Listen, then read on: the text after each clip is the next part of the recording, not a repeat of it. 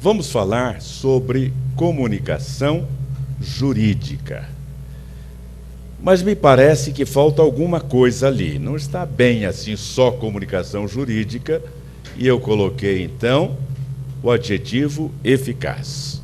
Comunicação jurídica eficaz. Porque não basta ser comunicação. Comunicar-nos, todos nos comunicamos. Mas será que fazemos isto com eficácia? Será?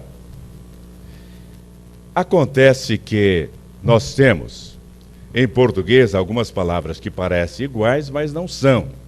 Entre elas, estas duas aí, eficiência e eficácia. Mas há outras. Querem ver? O verbo olhar e o verbo ver são tomados como sinônimos. São a mesma coisa? São? Quantas vezes nós olhamos e não vemos?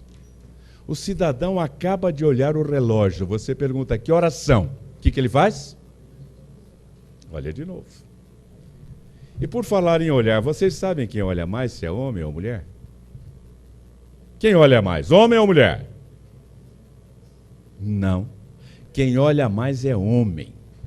Homem é um olheiro juramentado. Está sempre olhando, sempre. Agora, quem vê mais? Aí sim. É um dos mistérios da natureza. O homem olha sem ver e a mulher vê sem olhar. Compare quando passa um pelo outro assim, o homem olha, continua olhando. Arrisca-se até a ter um torcicolo. A mulher, a bandida da mulher, passa olhando um ponto no infinito. Mexer a cabeça nem pensar, ela não mexe nem as pupilas, olhando lá no infinito. Mas vê tudo, tudo. Ela vê 90 graus de cada lado. Então, sem mover a pupila, ela vê. Pois é. O homem não tem que olhar. Eu contava ontem uma experiência que você já deve ter tido, de quando estão numa festa, ele está frente a frente com ela, e ela diz assim, olhe quem chegou. O que o pobre mortal, o homem, faz? Olha e leva um cutucão. Não é para olhar assim. E aí já cria uma confusão na mente do pobre infeliz. Ela não falou, olhe. Olhe é o imperativo afirmativo do verbo olhar. Significa volte os olhos para. Não é isto? Isto para nós, que falamos num dialeto chamado hominês. As coisas são diretas, são objetivas, são secas, é aquilo. A mulher fala a mesma língua, mas num dialeto diferente, é mulherês. As palavras não têm o mesmo sentido, a mesma conotação, não. Por exemplo, olhe, não é imperativo, nem afirmativo, nem verbo é. No mulherês, olhe é meramente uma interjeição. Lembram-se da interjeição? E como quando ela fala, puxa, imagine, você não tem que imaginar nada, nem puxar nada. Quando ela fala, olhe, você não tem que olhar nada. Fique parado, estático, imóvel. Apenas o quê? Amplifique a capacidade auditiva, porque ela está avisando que vai tecer considerações aleatórias a respeito da indivídua que acaba de adentrar o recinto. É uma atividade de IVA, conhecem? Departamento de Investigação e Informação da Vida Alheia. Pois bem, esta diferença existe porque o homem precisa olhar coisa por coisa. Ele não tem esse olhar periférico. Por isso, olhar é uma coisa e ver é outra. Há outros verbos por aí que têm também esta dicotomia. E aqui, esses dois substantivos, eficiência e eficácia. Alguns dicionários os dão até como sinônimos. Mas, eficiência, o que é isso? Eficiência é apenas fazer o que deve ser feito. Aquilo que se espera que você faça, isto é eficiência. Observem que na nossa cidade de São Paulo, nessa megalópole chamada São Paulo, com mais de 11 milhões de habitantes, diariamente pessoas saem de casa, tomam a condução, vão até o local de trabalho, marcam a presença, ficam lá o dia todo, no final do dia assinam a presença e voltam para casa. Foram eficientes, estavam lá. Alguns deixam até o paletó no espaldar da cadeira para provar a sua presença lá. Foram eficientes. Mas, eficácia, o que é? É um pouquinho diferente. É fazer bem o que deve ser feito para se obter um resultado. Nos tempos atuais, o valor maior é do tempo. O tempo é curto. Aquela frase em inglês, você já deve ter ouvido mais de uma vez, time is money. Tempo é dinheiro, tem que ser modificada. Time is more than money. Porque o dinheiro se pode recuperar.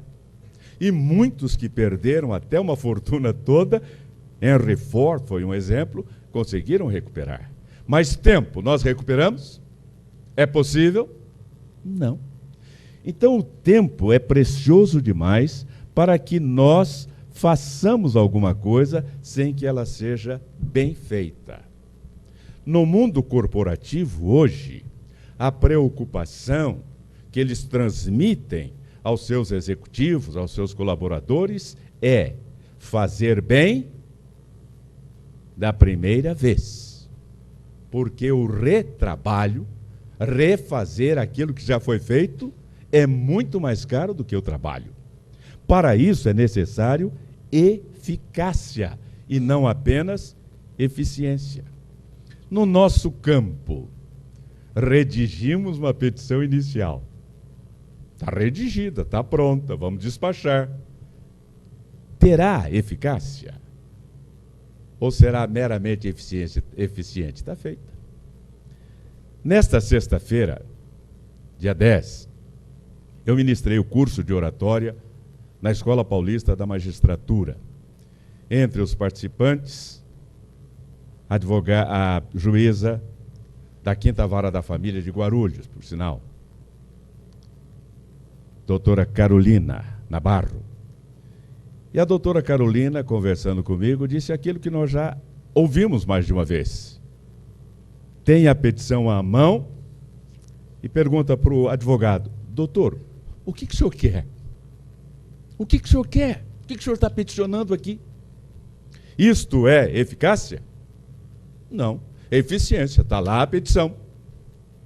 E cá entre nós, não há maior vergonha para um operador do direito, para um advogado, do que ter a sua petição indeferida por inépcia. Inépcia, não teve a capacidade de comunicar aquilo que pretendia peticionar. Por isso, no nosso campo é necessário que tenhamos, mais do que eficiência, eficácia. Parecem iguais também, mas não são. Falação e comunicação. Ah, minha gente, venho ministrando cursos de oratória há mais de 30 anos. Já os ministrei para os públicos e profissionais mais diversos. E encontrei muita gente que acha que fala bem porque fala muito. Não tem problema de falar, eu falo. Fala destrambeladamente. Fala demasiadamente. Esquecem-se que isso é tão importante que está até no Evangelho. Sermão do Monte, está lá no Evangelho de Mateus, nos capítulos 5, até o capítulo 7, em que o mestre diz assim: não useis de vãs repetições como fazem os gentios, que pensam que pelo muito falar serão ouvidos. Cá entre nós, quando a pessoa fala muito, é que não é ouvida. Sabem por quê? Entopem os ouvidos. A partir de certa altura, nós já não ouvimos mais. Falação é uma coisa, comunicação é outra. E esta falação pode ser em quantidade. Lembram-se dele? Esta é uma frase sua, literal. Cheguei à conclusão, talvez um pouquinho tarde, de que os discursos devem ser curtos. Fazia discurso de até 7 horas. Só sendo ditador para poder falar durante 7 horas e ter público. Mas há também a falação em qualidade. Aqui algumas frases pinçadas em concursos promovidos por uma revista americana. O tema era mensagens reais em empresas. A partir de amanhã, os empregados somente poderão acessar, SIC, o prédio usando cartões de segurança personalizados. As fotografias serão tiradas na próxima quarta-feira e os empregados receberão seus cartões em 2 semanas. Não é ótimo? A partir de amanhã.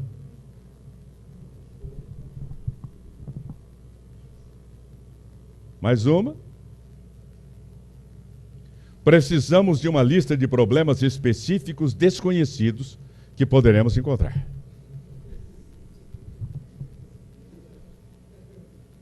Da mesma campanha.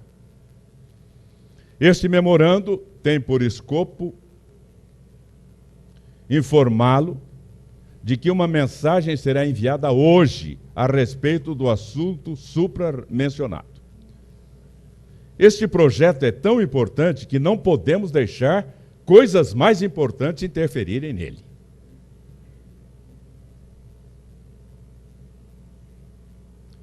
Este aqui circulou pela internet. Alguém viu? Alguém recebeu? É um salão de barbeiro. Está sendo visto da janela para dentro. Lá dentro, o profissional barbeiro lendo um jornal, porque o salão está às moscas, ninguém. E aí aparece o que está escrito lá fora. Todos conseguem ler? Para os que estão lá atrás, corta o cabelo e pinto.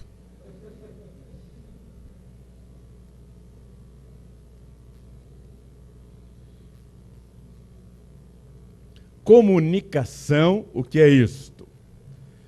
Normalmente eu pergunto nas aulas, nos cursos, o que é comunicação e colho opiniões, mas aqui o tempo não nos permite, então nós vamos olhar para a palavra e perceber que 2 elementos se destacam, comum e ação. Em português, as palavras que terminam em ação traduzem exatamente ação. Educação, ação de educar, canalização, ação de canalizar, comunicação, ação de comunicar ou comunicar-se. É assim que está registrado no dicionário Aurélio. Mas, ao invés de uma definição, nós sempre damos esta conceituação. É a ação de colocar ideias em comum. Quando eu coloco a minha ideia em comum com outras pessoas, eu estabeleci comunicação. Porque a comunicação é a ideia que nós transferimos para outras pessoas. Se a pessoa não receber, não entender a ideia, não recebe a mensagem. Não adianta ler, não adianta ouvir, se não conceber a ideia. Todos estão me ouvindo bem? Estão? Aí atrás também? Clareza 5? Então ouçam. Ahlam usahlam. Ahlam usahlam. Ahlam usahlam. Quer que eu fale mais alto? Ouviram? Adiantou? Por quê? O que é que uma pessoa diz quando não compreende uma mensagem? Além do o que ela diz? Vocês já ouviram isso? Ela diz assim: não faço a menor ideia. Está aí. Não adianta eu ouvir se eu não fizer a ideia. Não adianta eu ler se eu não conceber a ideia. A mensagem em si é como o envelope. Você o recebe e sabe o que tem lá dentro? Não. Não. Precisa abrir o envelope e tirar a mensagem. Aqui é a mesma coisa. A mensagem em si leva à ideia. Se eu não conceber a ideia, eu não recebo a mensagem. Ahlan o sahlan é uma mensagem bonita, significa seja bem-vindo. Agora fez sentido? Daqui nós já tiramos uma lição.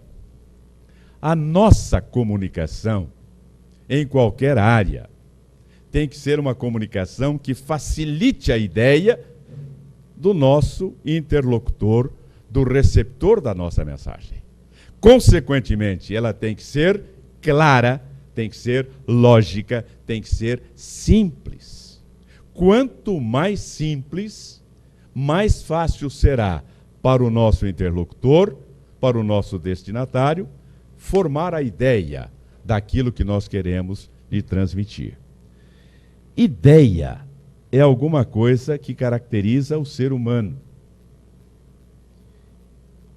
Porque é nela que começa a comunicação. Comunicação ali é comunicação mesmo.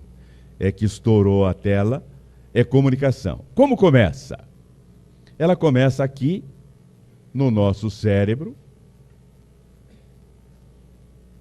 que deve ser o nascedouro, o berço, a gênese, o princípio da comunicação. A comunicação não começa aqui, como muitas pessoas pensam, ou aqui. A comunicação começa aqui. Eu tenho que formular a mensagem no meu cérebro e depois pronunciá-la ou depois escrevê-la. Se isso não ocorrer, desastres podem suceder. Há pessoas que sabem aquilo que não devem dizer 5 minutos depois de ter dito. Adianta? E quando você faz afoitamente uma petição, hoje é fácil, né? Muita coisa é só copiar e colar, e você faz rapidamente, expede, se for por internet, ou entrega, aí depois você vê que não era bem isso. Que você esqueceu de substituir alguma coisa. Tarde demais. Por isso, há que começar no cérebro. E aí, no nosso cérebro, nós temos os famosos neurônios. Algo ao redor de 100 bilhões de neurônios. Com aquela característica que o Michelangelo está ali lembrando. As mulheres sabem e não falam nada.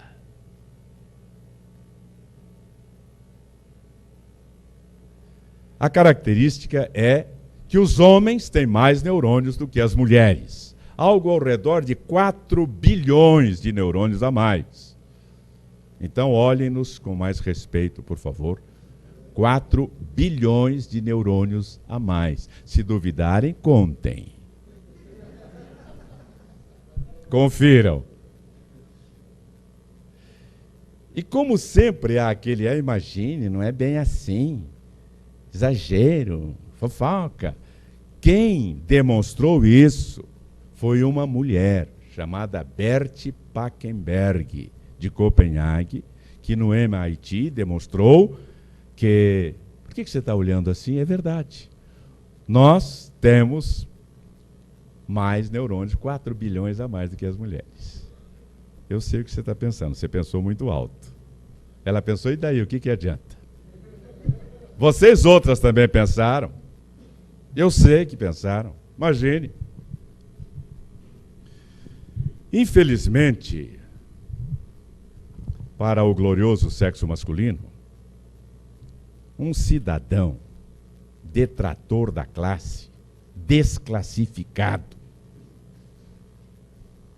chamado Roger Gorski, anotem o nome dele aí, o Roger Gorski, veio a público sem ninguém pedir a opinião dele e disse com todas as letras: embora o homem tenha mais neurônios do que a mulher, ela, entretanto, foi isso que ele disse. Eu não repito, eu falo uma vez só.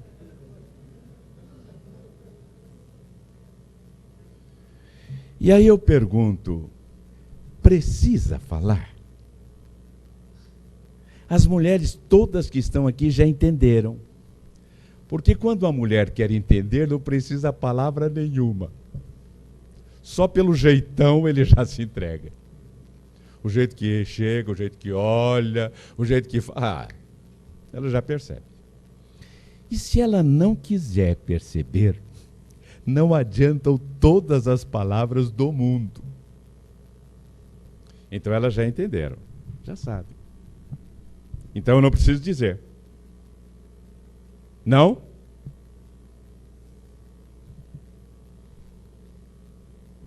Elas querem que eu diga.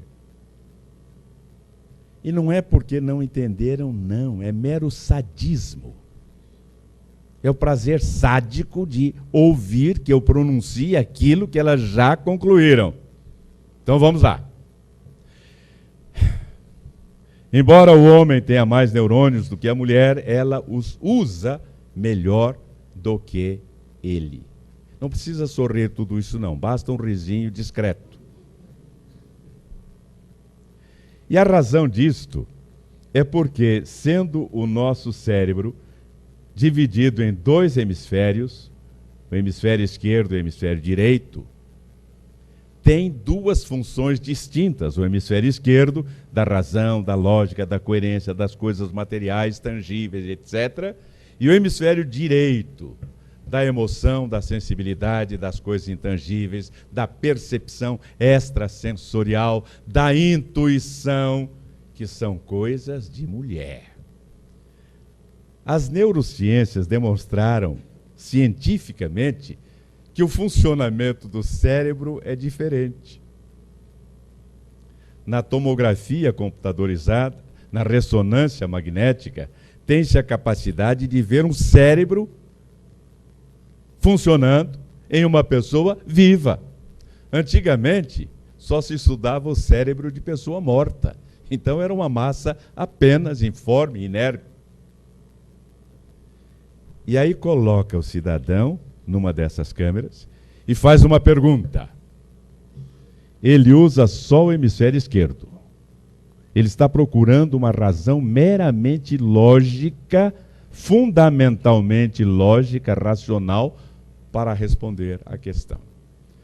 Fazem a pergunta para a mulher.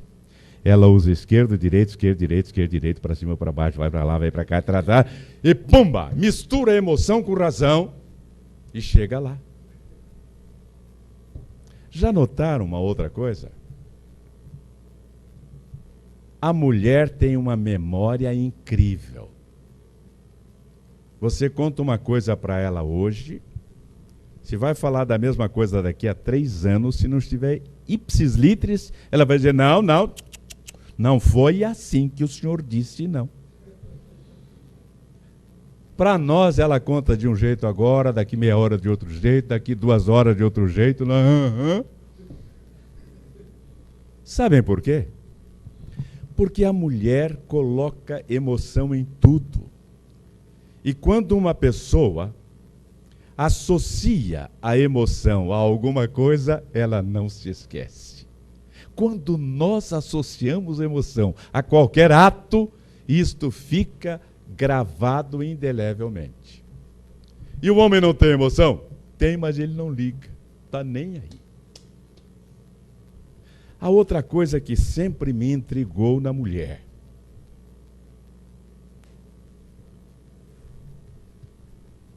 é que a mulher sempre responde uma pergunta com outra pergunta. Aí eu fui perguntar para minha mulher. Por que que uma mulher responde uma pergunta com outra pergunta? E ela respondeu. Por que que você está me perguntando isso? É da natureza. Comunicação é um processo. Significa que temos mais de um ato. E acontece desta forma. O comunicador tem uma ideia, codifica e forma a mensagem, manda para o receptor, que decodifica e faz o quê? Como? Recebe. É isso? Esse é o ideal. O que ele faz? Vamos voltar lá. O comunicador tem uma ideia, codifica, forma a mensagem, manda para o receptor, que age de forma inversa, decodifica e forma a ideia. Comunicação é apenas uma ideia que sai da mente do comunicador e tem que chegar como ideia à mente do receptor. Nossas palavras são meros veículos para conduzirem a ideia. Por isso elas têm que ser claras. Volto a repetir, claras, compreensíveis. Em uma comunicação, nós temos dois fatores, a ideia e a palavra. Nesta ordem, primeiro a ideia, depois a palavra. Não é como fazem alguns, a palavra primeiro, a ideia depois. Não dá certo. É necessariamente nesta ordem. E dois componentes, o conteúdo e a forma. Conteúdo, qualquer que seja a mensagem, em qualquer área, área jurídica, área técnica, área literária, área política, área poética, só há esses dois elementos. O conteúdo, que é aquilo que se quer dizer, que se deve dizer, e a forma, que é a maneira de dizer. O conteúdo, às vezes, é precioso, mas a forma é lastimavelmente pobre, compromete o conteúdo. Às vezes, o orador tem um conhecimento extraordinário, é um verdadeiro gênio, mas para falar é um descalabro. Coloca mal a voz, não sabe dar inflexão, fala baixo, se perde. Alguém vai aproveitar o conteúdo com uma forma dessa? Tanto para falar quanto para escrever, são estes os dois elementos, o conteúdo e a forma. E dois são os sistemas. O sistema verbal e o sistema não verbal. Aí estamos nos referindo mais à comunicação falada. Verbal vem de verbum, verbi, que significa palavra. A comunicação verbal é aquela que eu exerço usando a palavra. Não verbal é quando eu formulo, quando eu formo uma mensagem sem usar a palavra. Eu posso transmitir uma mensagem sem usar a palavra? Alguns de vocês fizeram exatamente isso. Não é uma mensagem? Isso aqui não é uma mensagem? Isso aqui não é uma mensagem? Isso aqui? Isso aqui? Isto aqui, hoje muito em voga, em relação àquele cheque, sabe? Ah, acabaram de me lembrar mais um. Mangiare che va bene. Nós nos comunicamos muitas vezes por gestos. E aqui temos que agir com coerência. O gesto tem que ser compatível com a palavra. Porque se eu digo de uma forma e gesticulo de outra, eu crio um estado de perplexidade, de dúvida. É como se eu dissesse a vocês, a qualquer instante que tenha uma dúvida em comunicação, venham a mim que eu esclarecerei. Não estou sentindo firmeza aí. Porque eu estou dizendo uma coisa verbalmente e outra coisa gestualmente. O gesto tem que ser coerente com ela. E dois são os processos: o processo oral e o processo escrito. Esse processo oral, no entender de um ex-presidente de um time de futebol, está errado. Oral é de hora. Deveria ser bocal, não é pela boca. Boca é bocal. Oral é hora. Por que está esse raio de oral aí? O que tem a ver com boca? E aí nós vamos à fonte da língua portuguesa, que é o latim. E tínhamos aí duas vertentes: a vertente popular e a vertente erudita. Na vertente popular, boca é buca, buca é da primeira declinação. Na vertente erudita é os, ores, da terceira declinação. O que acontece é que, com o passar do tempo, cristalizaram-se duas formas. Quando nos referimos a alguma coisa material, corpórea, nós vamos à forma popular. Higiene bucal, tratamento bucal. Mas quando é alguma coisa cerebrina, quintessenciada, nós vamos buscar a palavra erudita. O advogado faz sustentação oral, prova oral. Nós falamos na oralidade das provas. Por isso, oral é a comunicação falada. Oratória é, portanto, toda forma de comunicação em que usamos a boca para formulá-la. Por isso, oral. E escrito, processo escrito. E aqui nós temos quase sempre um conflito. Pessoas que gostam de falar, que se dão bem falando, não gostam de escrever, ou não se dão bem escrevendo. Pessoas que escrevem bem, nem sempre falam bem. Quem aqui prefere a comunicação oral, falada? Falada. Escrita? Nenhuma das duas? Escrito dá mais conforto, não dá? Eu escrevi, aí eu vou revisar. Ainda agora, minha gente, não é bom que eu fale isso, mas enfim, por amor à verdade eu vou dizer. Lá atrás, as minhas petições, eu estou falando do início dos anos 70, minha inscrição é 29 mil, eram feitas em uma Olivetti. Mas tinha um grande avanço, hein? Tinha fita bicolor. Quando eu queria dar destaque, eu, pumba, mudava para o vermelho. Depois eu voltava. O duro é quando errava para pagar, era uma desgraça. Carbonada, então, era um sofrimento atroz. Aí, inventaram a IBM de esferas. E nós entramos num mundo de modernidade, de alta tecnologia de ponta. Porque com a IBM 82C, para início de conversa não tinha nem aquele negócio do carro correr até lá e você bater para cá.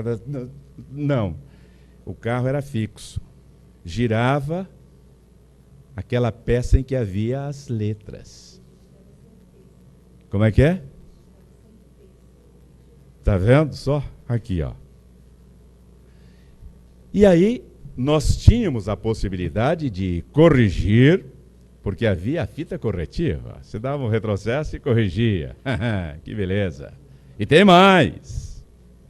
Você tinha possibilidade de adquirir outras esferas. Eu comprei toda a coleção de esferas. Tinha letra maior, letra menor, vários tipos. Eu mudava, fazia... A apostila que eu fiz de revisão gramatical em 1900... foi todinha feita na 82C, variando as esferas e variando as letras.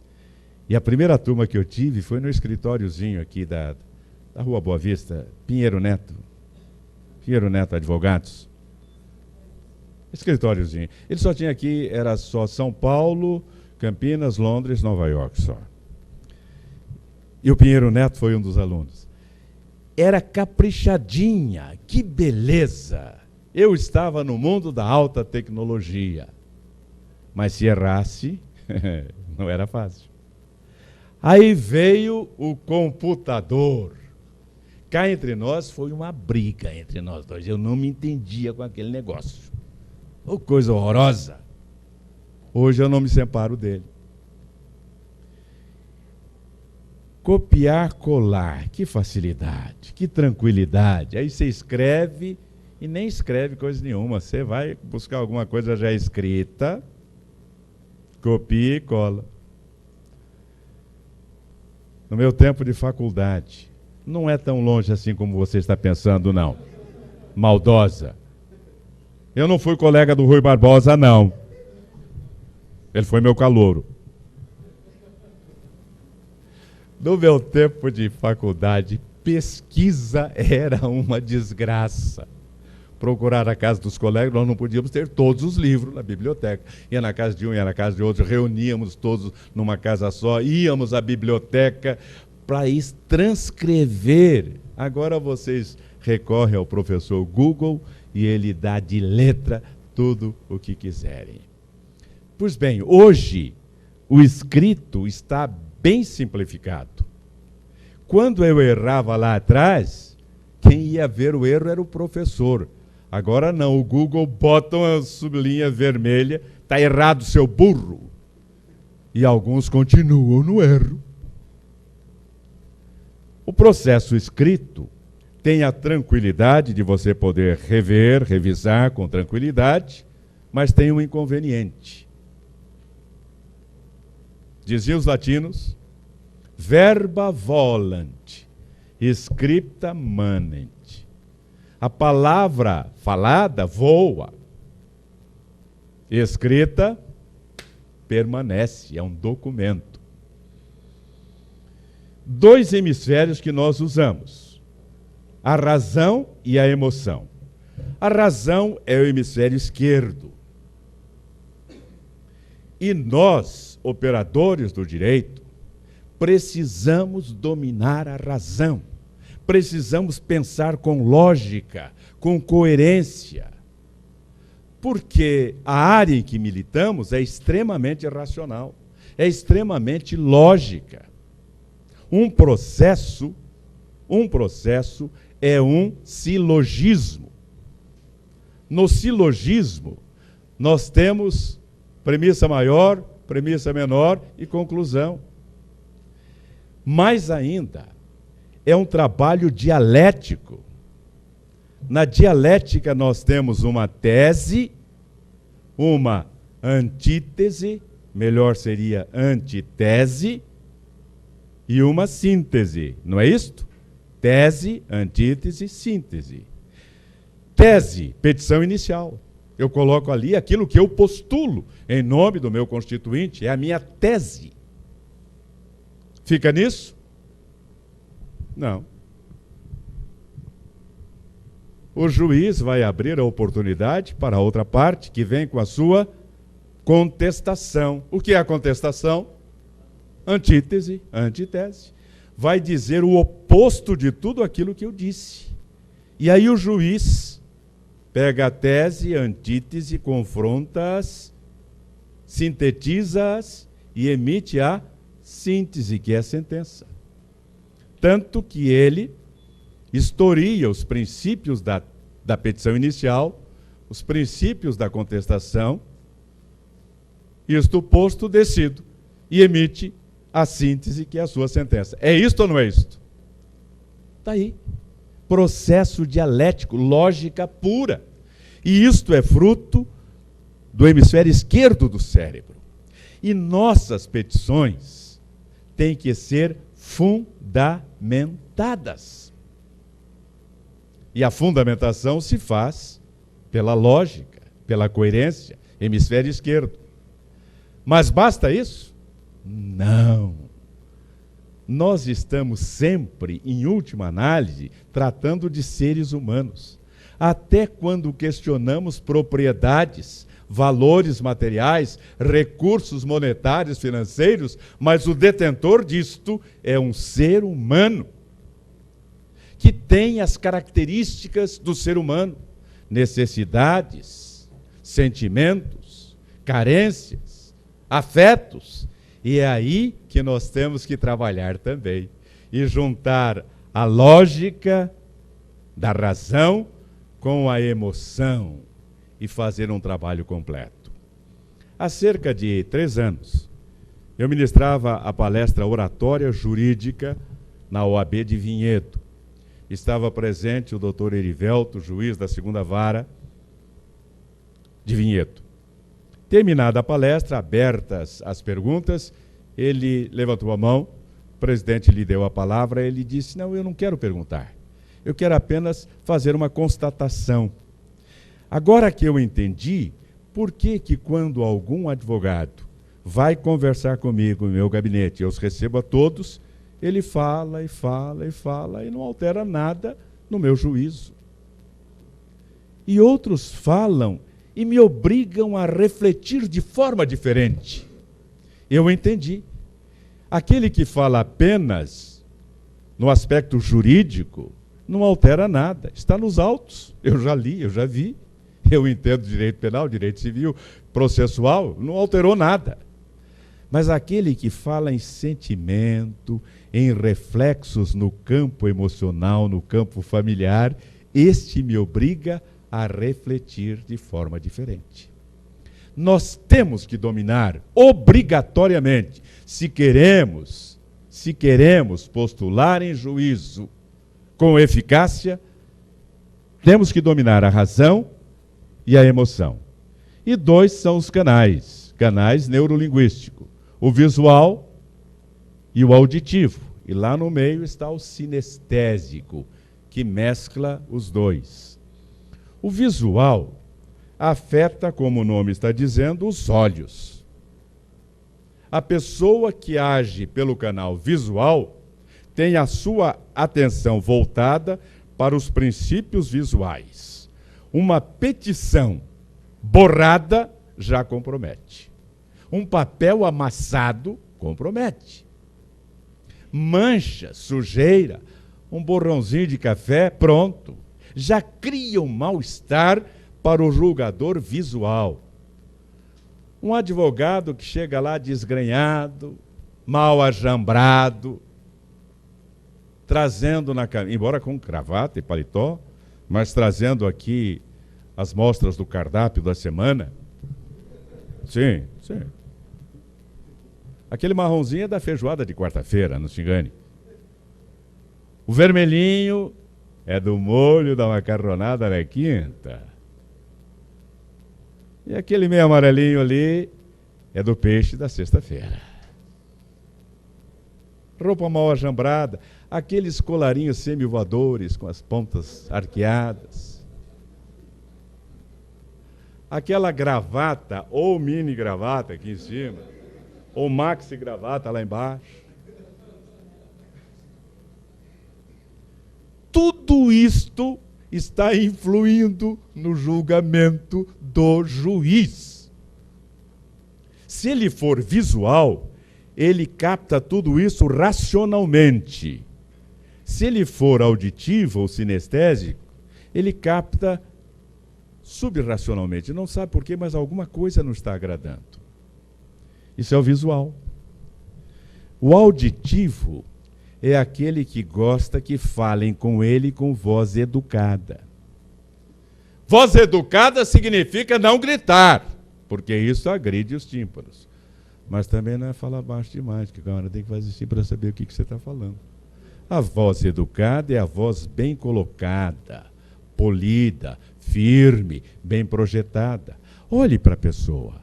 Se ela estiver fazendo assim, você está falando muito alto. Se ela estiver fazendo assim, você está falando muito baixo.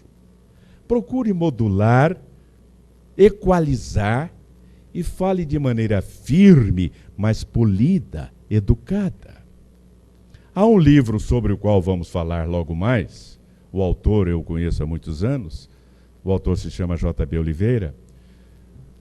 O livro se chama Boas Dicas para Boas Falas, que traz 14 dicas. Uma delas é exatamente a primeira, colocação de voz. A importância da colocação de voz. O auditivo gosta de voz bem colocada.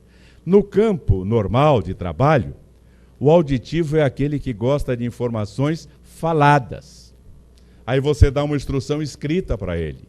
Ele lê e fala, o que o senhor quer que eu faça? Isso aí, isso aí. Mas ele quer ouvir.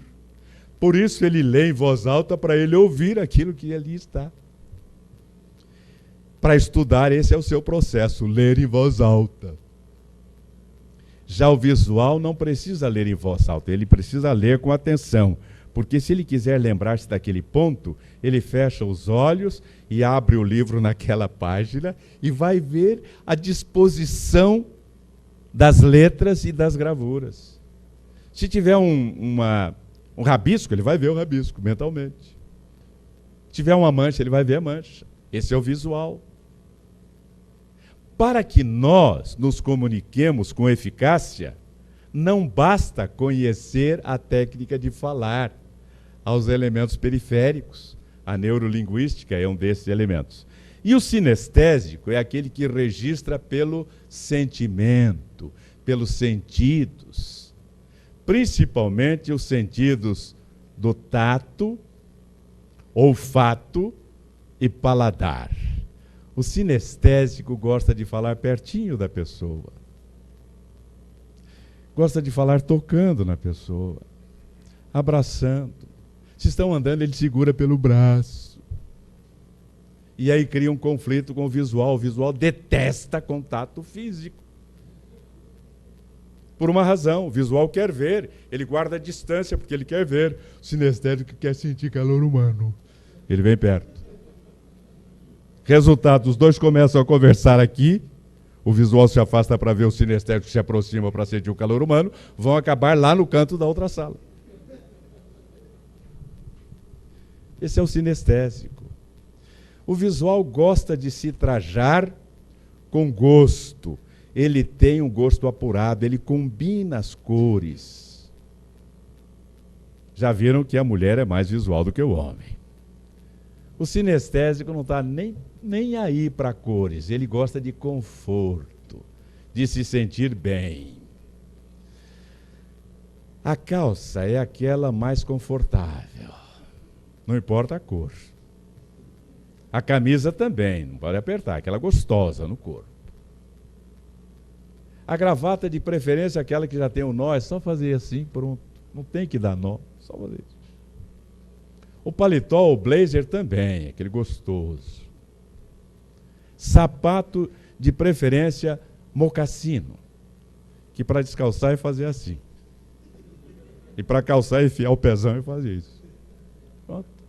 Imagine, vai abaixar, amarrar, não, é isso. Aí ele vai sair, a mulher que é visual fala, onde você vai desse jeito? Porque não está bom? Como? Calça verde, camisa marrom, gravata amarela, paletó azul.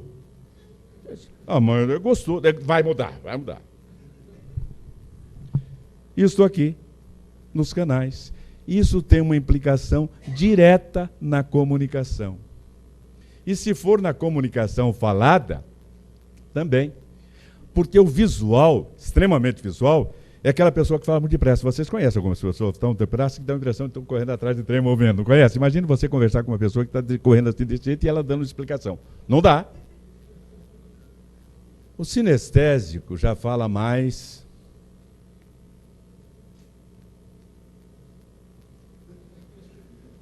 lentamente, faz longas pausas, como que encaixando palavras em um escaninho. Já viram que o visual fica estourando. O pior é que, às vezes, o sinestésico gesticula primeiro e fala depois. Eu Estava ali na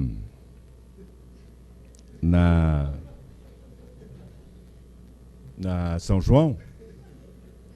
Aí na esquina com a aí o visual diz Ipiranga. Quando nós falamos com alguém, nós temos que observar se essa pessoa é auditiva, visual ou sinestésica e falar na mesma frequência. Porque aí nós estamos transmitindo uma mensagem subliminar, que é a seguinte: veja como nós somos semelhantes. O semelhante atrai o semelhante. Na comunicação oral, os fatores que a compõem são dois: eloquência e retórica.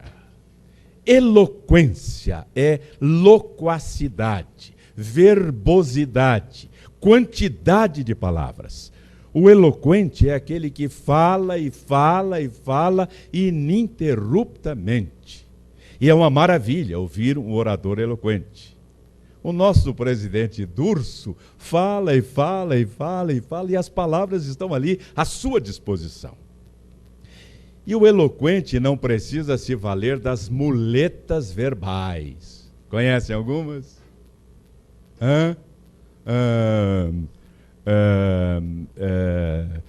Tipo assim, isso é da moçada, né? Tipo assim, tipo... Pô, meu, eu tava ali tipo assim na esquina, aí veio um carro tipo correndo e, pô, tipo me jogou barro na roupa, pô. Eu fiquei tipo assim nervoso. E há outros, né, tá, ok, certo, entendeu, entenda, e por aí afora. Claro que nós, advogados, operadores do direito, não nos valemos de muletas tão frágeis, tão pobres. As nossas são elitizadas, digamos. Uma delas é, digamos assim, nesse caso, digamos assim, teremos que impetrar digamos assim, você está pensando no que você vai impetrar, então, digamos assim. Ou então, por assim dizer, e nesse caso, o veja bem é quando você não sabe, veja bem. Veja bem. Depois do terceiro veja bem, você já se entregou. Isso é eloquência, quantidade de palavras. Alguém poderá perguntar, mas como fazer para ter eloquência?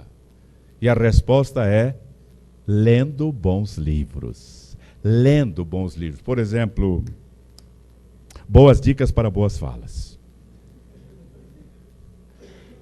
Não precisa ser esse, pode ser outro. Falar bem é bem fácil, o autor é o mesmo. Cerimonial e protocolo na prática. Bom, deixa para lá.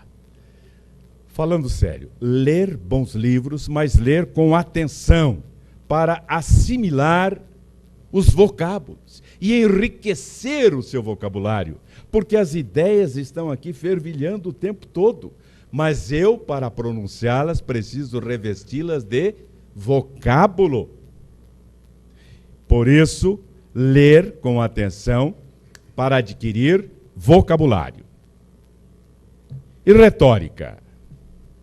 Retórica se define como a arte de conduzir as palavras. As palavras não podem ser soltas aleatoriamente, não podem ser soltas de qualquer jeito. Palavra é arma. Nós temos que saber apontá-las para atingir o alvo objetivado. E aí eu uso a retórica. É a arte de conduzir as palavras para atingir os ouvidos. Porque há pessoas que falam e ninguém as ouve. Ficam desatentos, ficam cochilando, ficam dormindo, ficam cochichando, não ouvem.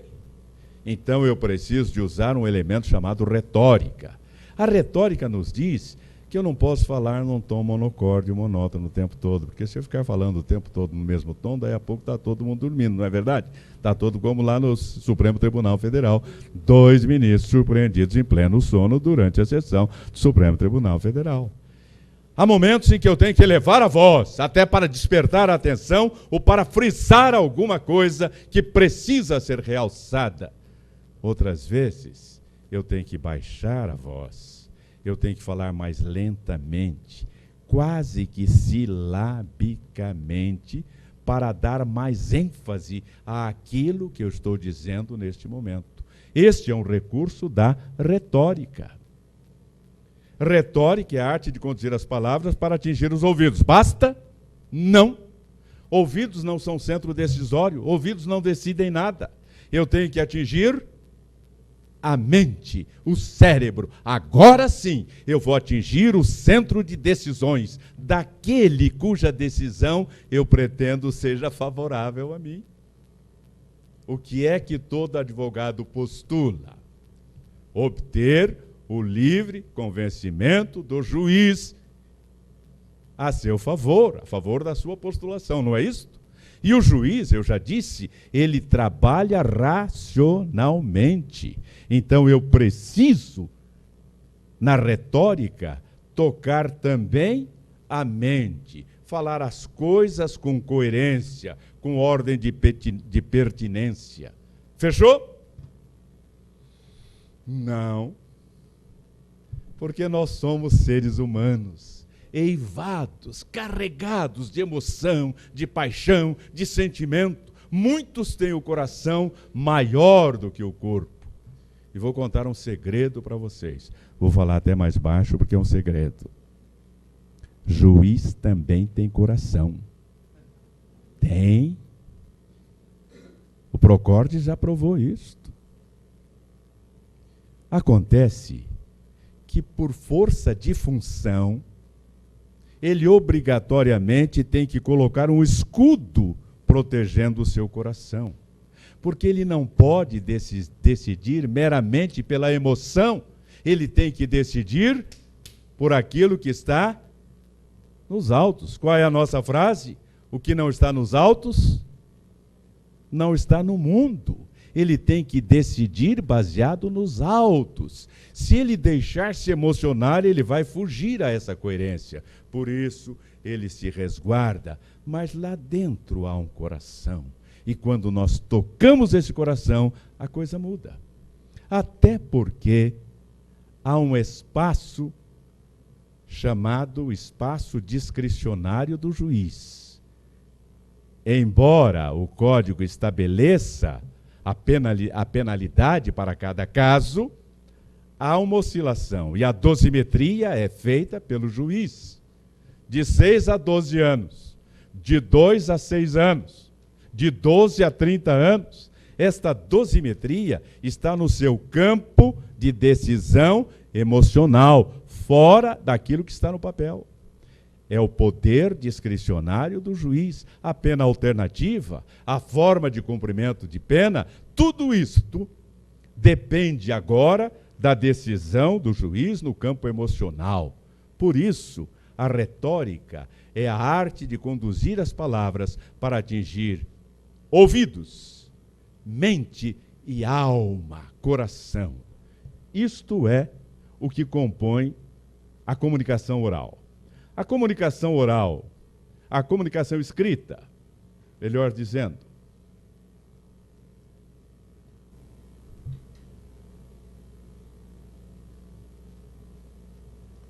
comunicação escrita,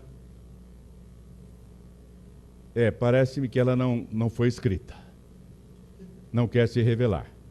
Mas eu vou lhes dizer, a comunicação escrita tem como elementos essenciais fundamentais. Clareza. Seja claro naquilo que vai escrever. Não use uma terminologia rebuscada, complicada. Use de clareza. Segunda coisa, coerência. Dizer coisa com coisa numa sequência lógica, fácil de seguir. Por isso, use o processo de itens, item 1, item 2, item 3, item 4. Quando você tiver que fazer remissão, você diz apenas conforme está escrito no item 1 e não tem que retranscrever aquilo que já está lá nos autos. É necessário, então, clareza, coerência, concisão, encurtar, enxugar, não ir além. Eu fico pensando como será ouvir 1000 laudas, agora no Supremo Tribunal Federal, preparadas pelo ministro, como é o nome? Joaquim Barbosa, JB, Joaquim Barbosa. Vai ser difícil. Por melhor que seja o conteúdo, por mais importante que seja, vai ser difícil. São 3 sessões para ele ler as 1000 laudas. Então, clareza, coerência, concisão e coerência. Coisa com coisa. E concisão. E o quarto fator fundamental, consistência. Tem que ser consistente. Vamos então ver a outra parte. Valores indispensáveis tanto a uma comunicação quanto a outra. Correção e criatividade. Correção. Nós temos uma das mais belas e extraordinárias línguas do mundo. Entretanto, nós não a respeitamos e cometemos incorreções terríveis. Aqui, uma incorreção que foi um estrangeirismo, levando a outra incorreção. Estão vendo? Uma cacofonia. Setor vive das apólices de garantia. Essa outra é pior ainda. Laticínios excelentes e o boom da soja. Jornais. Esse aqui, Valor Econômico, esse aqui, Diário do Comércio. E na área da comunicação jurídica, aí não, né? Aí está tudo certinho. Não está tudo certinho? Nós não estudou? Bem, nós vamos ter aí, na área da comunicação jurídica, uma sugestão do livro Boas Dicas para Boas Falas. A Regina, minha assistente, trouxe até alguns exemplares aí, se alguém estiver interessado. Alguém já adquiriu, eu dei até um autógrafo. Ali nós temos 14 dicas, começando e continuando e concluindo com letra C. São boas dicas para boas falas. Agora vamos ver alguma coisa na área jurídica. Isto aqui numa resposta no exame de ordem. Ordem de vocação hereditária é quando o filho segue a mesma profissão do pai, ou seja, filho de peixe, peixinho é. Vocação hereditária é isto. O decujus deixou uma decuja e 4 decujinhos de uma petição em inventário. Mas,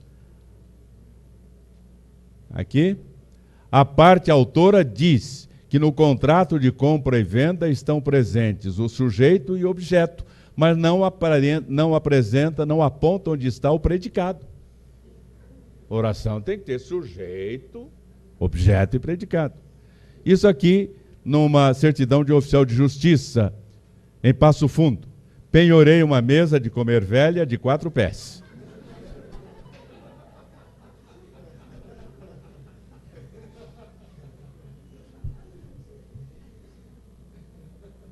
Confusão de sentido. Aqui o ex-ministro do Supremo Tribunal Federal. Há 16 anos, o senhor Jobson Martins namorava minha filha. Ele começou a se interessar pela chácara e tomar conta dos porcos. Um ano depois, ele casou com minha filha e passou a explorar aquilo como lazer. Só para explicar, né? O que é aquilo? Senhor ministro, o que é aquilo? E por falar nisto, e o juridiquês? Isso aqui saiu na Veja. Conspícuo diretor, abroquelado em extrema necessidade, epigrafando direito irremovível na ritualidade e sem quiprocó do pergaminho autorizativo, solicito liberação do título cheque supedâneo da documentação anexa. Quem? Aristóteles Ferreira, secretário jurídico do município de Jaboatão dos Guararapes, em ofício ao secretário das Finanças. Aqui é falando da necessidade que temos de fugir do juridiquês. Esse é um cartão, eu o tenho, um colega me deu, claro que eu escondi o nome do colega, mas no cartão de visita está escrito assim: importante, o direito não socorre quem dorme. Ótimo, pare aí. O direito não socorre quem dorme. Mas ele quis dar a forma em latim. Juris non succurrit dormientibus. Eu li e pensei, bom, esse dormiente deve ser de dormir, deve ser dormitório, e bus é ônibus. Então deve ser ônibus, alguma coisa com ônibus dormitório, dormientibus. E juris não está na forma correta, porque em latim as palavras eram apresentadas no nominativo, que era o caso do sujeito, e no genitivo, que era o caso de posse. Direito é jus juris, ou ius iuris, não havia o J, ius iuris. Iuris, portanto, não é o nominativo sujeito, iuris é genitivo. Ali está escrito do direito, non soccurrit, não socorre, dormientibus. Dormientibus é uma palavra só, então seria iuris non succurrit, dormientibus. Não sabe falar latim? Não é pecado. Infelizmente, tiraram o latim das escolas. Mas então, não repita. E aí no verso, em português, está assim: outrossim intermedia-se negócios, desde que preencha os seguintes requisitos: agente capaz, objeto lícito, forma prescrita e não defesa em lei. Sem comentário? Intermedia-se, o correto dentro da gramática seria intermedia-se. Em português atual, admite-se intermedia-se. Negócios. Mas negócio é sujeito, tem que concordar. Intermediam-se negócios, que daria na voz passiva, negócios são intermediados. Desde que preencha. Quem preencha? Negócio, então preencham. Não disse que para escrever há uma responsabilidade maior? E esse caso aqui vocês devem se lembrar. Esse moço que aí está, o Gladson Lopes de Oliveira, foi um dos acusados do assassinato do Nelson Schincariol. Lembram-se? E aí o que aconteceu? Preso, o advogado impetrou um habeas corpus. A decisão do tribunal foi esta. Eu vou ler porque aí de trás fica um pouco difícil, até aqui. Por determinação da Igreja Segunda Vice-Presidência, comunico que acolhendo a primeira Câmara Criminal, sessão realizada em julgamento de habeas corpus dessa vara, em que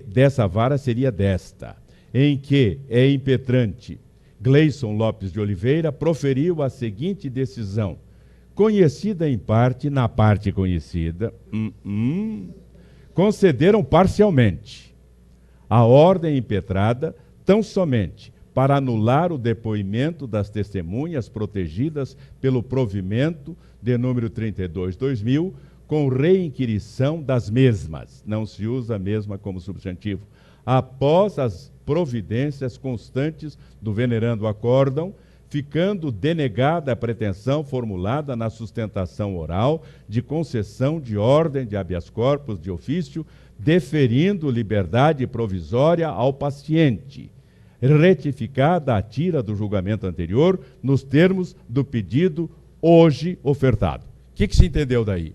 Nada, né? O juiz, baseando-se na parte final, entendeu que era concedida a ordem de habeas corpus. Está lá. Deferida liberdade provisória ao paciente. Não fez a ligação com a frase anterior. Qual o pecado daí? Viram o tamanho da frase? Sem pontuação, uma frase só desse tamanho gerou essa confusão. E aí o que aconteceu? Soltou-se o preso, depois, isso o juiz José Fernandes de Azevedo Minhoto. Depois, o Ministério Público recorreu e aí foram ver o que realmente tinha acontecido. E aí diz o juiz, O telegrama acostado à folha 71, transmitido por determinação da segunda vice-presidente do Egrégio Tribunal de Justiça, de péssima redação, gerou dúvida quanto à extensão, e a extensão ali está com S, da concessão do habeas corpus, dando a entender que, face à anulação, teria crase, a anulação parcial do processo, teria sido deferida a liberdade provisória do paciente.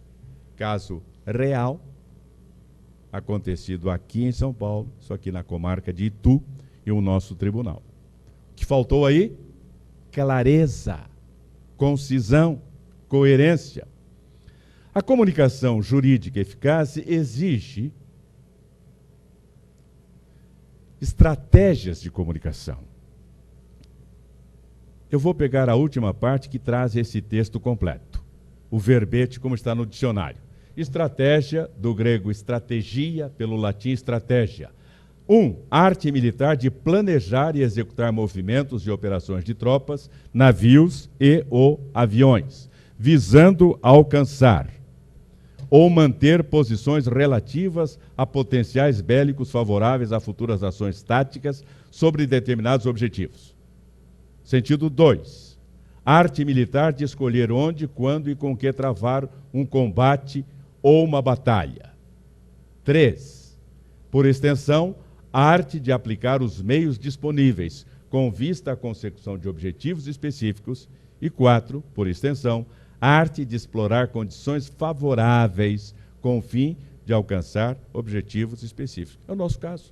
Temos que ter uma estratégia para atingir o objetivo específico, que é o ganho de causa para a nossa pretensão. A estratégia a ser desenvolvida. Estratégia de idealização da mensagem. O que eu quero comunicar? Tem que estar claro para mim o que eu quero comunicar, para ficar claro para quem vai receber. Que resultado eu quero obter? O que eu pretendo? Estratégia de identificação do receptor. Para quem eu vou comunicar? É para o juiz aquó? Aliás, numa petição que me mostraram lá no TRF3, Tribunal Regional Federal 3, eu ministrei um curso lá, um advogado referia-se à juíza aquá. Claro, lógico. Se é o juiz aquó, juíza aquá. Para quem eu vou comunicar? Qual é o seu nível de assimilação? Se é para o cliente, é uma situação. Se é para o juiz, é outra situação. Para o juiz, para o tribunal, eu posso até usar o juridiquês. Para o cliente, jamais. Ele chega e lhe diz: doutor, eu quero vender aí minha casinha, será que o senhor pode me ajudar no negócio? Aí você pergunta: e você tem outorga uxória? Eu acho que eu já tive isso aí, mas sarei. Tô bom. Outorga uxória, para nós é banal, mas para ele é latim.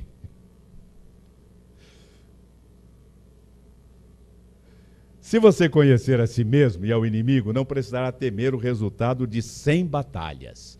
Esta é uma frase do célebre livro A Arte da Guerra, Sun Tzu, século VI a.C.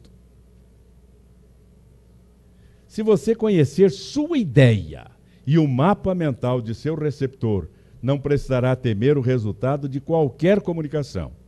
J.B. Oliveira, século XXI. Depois de Cristo.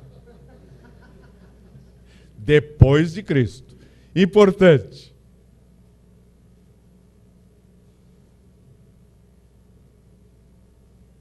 A comunicação jurídica eficaz exige sensibilidade na criação. Você vai criar uma peça, é uma petição, é uma contestação, é um recurso. Tenha sensibilidade. Não vá apenas pela letra fria. São Paulo diz: a letra mata, mas o espírito vivifica. Procure alguma coisa emocional para colocar ali. Quem está sendo objeto da postulação é um ser humano. Ele tem carências, tem necessidades, tem razões, tem porquês. Explore isso. sensibilidade na criação, racionalidade na realização. Agora você vai realizar a peça, use a razão. Coloque a coisa racionalmente, dosando a emoção, a sensibilidade. E adaptabilidade na exposição, de acordo com a autoridade ou pessoa a que você vai dirigir a sua mensagem. A comunicação jurídica, como qualquer comunicação, deve ser uma via de duas mãos, ligando comunicador e receptor. Você tem que mexer com o receptor. Ele tem que sentir vontade de ler aquilo que você está transmitindo. Desta forma, comunicador, receptor, interagindo. Nunca será mão única. Assim, o comunicador de si para consigo, consequentemente, o receptor de si para consigo. Finalmente, tem o finalmente aí. Os antigos diziam, não há bem que sempre dure, não há mal que não se acabe. A palestra também tem um fim. Finalmente, para agregar eficácia à comunicação, aplique o seguinte decálogo. Em toda e qualquer comunicação, somente usarás, está na segunda pessoa do singular a propósito, frases que sejam, vamos lá, curtas. Frases longas dificultam a compreensão. No meio da frase, você já não sabe que está no começo. Imagine no final. Você não sabe nem o meio, nem o começo, nem o fim, porque já se perdeu. É o caso, reproduzindo aquele telegrama da segunda vice-presidência do Tribunal de Justiça de São Paulo. Claras. Obscuridade gera dúvidas e problemas. Aí nós tivemos, ao mesmo tempo, também falta de clareza. Gerou um sentido oposto àquele que desejaria ter. Simples. O cérebro processa poucas informações simultâneas. Não adianta despejar muita coisa numa comunicação simultânea, porque ele processa poucas coisas. Vocês não estão lendo ali, acho que até a propósito do meu filho que fez isso aí para mim. Está escrito assim, principalmente o cérebro masculino. Voltamos à questão inicial. O homem age por monoprocessamento, ele faz uma coisa de cada vez. Se ele estiver dirigindo o carro e procurando o endereço, ele tira o som do rádio. Que não dá para ele procurar o endereço e ouvir o rádio. Se ele estiver assistindo a televisão, o que ele faz quando toca o telefone? Nem atende. Telefone estourando, ele ali vendo televisão. Aí lá de dentro ela grita, atende esse telefone aí pelo amor de Deus. Aí ele pega o telefone, tira o som da TV e vai falar. Mude agora a polaridade, bote a mulher lá assistindo a televisão. Nessa hora aqui é a Carminha e a Anitta. Ela está vendo toda aquela desgraça, aquele sofrimento, acompanhando ponto por ponto, aí toca o telefone, é a melhor amiga dela falando da melhor amiga dela. E ela ouve tudo, assiste a TV e ainda vê o que as crianças estão fazendo. É isso? Então não adianta muitas informações simultâneas, dose-as. Positivas. Comunicação negativa é não comunicação. É aquela velha brincadeira, não pense em morango. Eu falei para não pensar em morango. Alguns já pensaram até com chantilly. Uns com raminho. Não pense. 5. Racionais. Antes de ligar a boca, ligue o cérebro, funciona. Assertiva, sim ou não, quase é um perigo. É horrível você assistir a uma entrevista, por exemplo, em que a pessoa diz, não, eu acho que isso aqui parece, eu estou achando que, se não me engano, pare com isso. Ou você sabe ou você não sabe. Aliás, é também bíblico. Jesus disse, São Tiago repete, seja o vosso falar sim, sim, não, não. porque o que passa disso é de procedência maligna. Sim, sim, não, não. Cadenciadas. Ritmo certo da fala é fundamental. Aquilo que eu disse aqui, daquele que fala muito depressa, daquele que fala muito devagar, como a cadência é diferente para todos, é necessário uma cadência média que atenda tanto a um quanto ao outro. Ilustradas. Uma figura fala mais do que 1000 palavras. Jesus falava por parábolas. E os seus ensinos continuam válidos 2000 anos depois. Não foi sem razão que ele disse: passará o céu e a terra, mas as minhas palavras não hão de passar. Corteses. Além dos ouvidos, a cortesia fala a alma.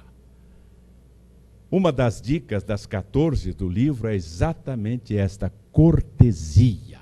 Nós temos um dever de cortesia para com o nosso semelhante, como nós, feito à imagem e semelhança de Deus, o grande arquiteto do universo. E se nós discordarmos, a discordância faz parte da evolução humana. Se todos nós pensássemos da mesma forma, estaríamos ainda nas cavernas. É exatamente essa capacidade de discordar que nos leva ao progresso. Observadas as palavras de Voltaire: não concordo com uma só das palavras que dizeis, mas defenderei até a morte o direito que tendes de dizê-las. Eu tenho feito algumas mensagens aí pela nossa internet, porque estamos numa pugna, numa campanha eleitoral para a presidência da nossa OAB. E temos 5 candidatos. E eu tenho dito, nós temos que tomar muito cuidado, porque não temos aqui uma questão do mal contra o bem. Não temos aqui Deus e o diabo. Nós temos colegas, todos eles dignos, todos eles aptos a ocupar a presidência. Somos amigos e colegas. Por isso, podemos discordar. Eu tenho o meu candidato, mas não desprezo os outros candidatos. Porque, como ensina um provérbio italiano, é como no jogo de xadrez. Terminado o jogo, rei e peão voltam para a mesma caixa. 10. Agradáveis. É aquilo que eu dizia, mesmo coisas desagradáveis ou de dissenso, devem e podem ser ditas de modo agradável. Eu trago aqui, mais uma vez, palavras de alguém da história.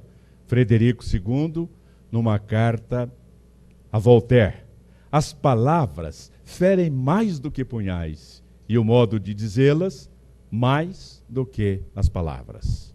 Um provérbio árabe diz: pode-se curar a ferida feita por uma espada, jamais a ferida feita por uma palavra. Há palavras que matam, há palavras que derrubam a pessoa, que cortam sua esperança, que cortam sua carreira, e há palavras que impulsionam, que elevam, que projetam. Prefiramos estas segundas. E termino com as palavras do apóstolo São Paulo na carta aos Colossenses, capítulo 4, versículo 6. As vossas palavras sejam sempre agradáveis, temperadas com sal, para que saibais responder a cada um como convém. Eu quero pedir a vocês que visitem o meu site, JB Oliveira, www.jboliveira.com.br. Temos lá algumas palestras, algumas entrevistas e continuaremos em contato. Lá está o meu Facebook também, o Twitter. Terei muito prazer em recebê-los também lá. Muito obrigado.